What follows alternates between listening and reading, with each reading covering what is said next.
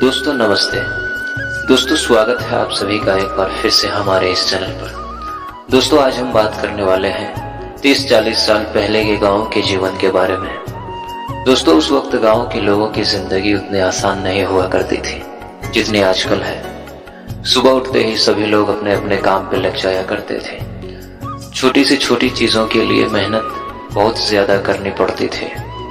मेहनत बहुत ज्यादा थी लेकिन सुकून भी था। दोस्तों उन दिनों गांव में ज्यादातर खपड़ेल और छप्पर की मकान हुआ करती थी। आंधी और बारिश के मौसम आने से पहले इन कच्चे मकानों को ठीक किया जाता था और अगर मकान ज्यादा पुराना हो जाता था तो उस पर नया छप्पर लगाया जाता था।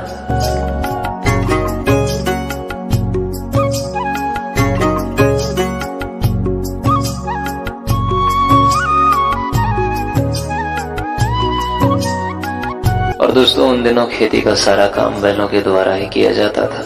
खेतों में हल देना, धान के पौधों को खेत तक ले जाना, खेतों में पानी देना, फसल की कटाई के बाद उसको घर लाना और फसल को तैयार भी बैलों के द्वारा ही किया जाता था। खेती के अलावा कहीं जाने आने के लिए बैलगाड़ी और शादी में बारात भी बैलगाड़ी से ही जाया करते थे। और दोस्तों उस समय गन्ने का रस भी बैलों के द्वारा ही निकाला जाता था। और दिन भर की थकान के बाद शाम को रेडियो पर विविध भारती की सुरीली तान मानो सारी थकान दूर हो जाती थी और बहुत ही खूबसूरत नजारा होता था।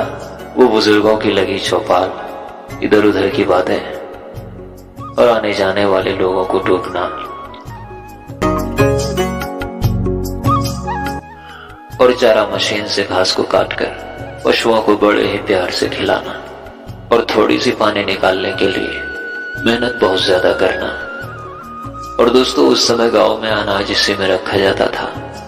ये मिट्टी से बनाया जाता है, इसे डेहरी बोलते हैं। इसमें अनाज बहुत दिनों तक सुरक्षित रहता था।